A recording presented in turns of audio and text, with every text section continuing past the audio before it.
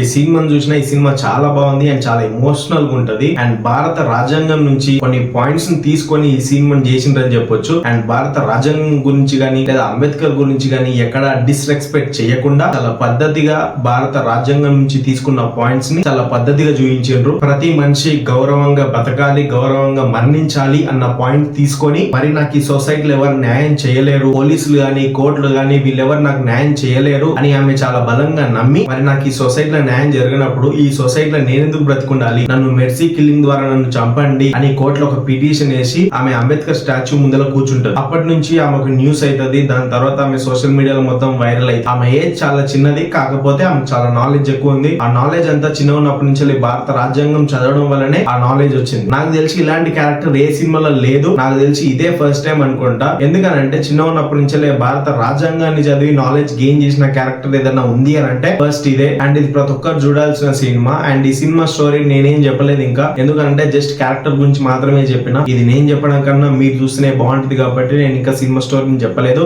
And మీరు ఇంకెవరైనా ఈ సినిమాని చూడకపోతే ఈ సినిమా పై కింద కామెంట్ లో పెడతా, ఈ సినిమా లింక్ నా పోడ్కాస్ట్ ఛానల్ లో పెడతా, మీరు ఒకసారి చూడండి.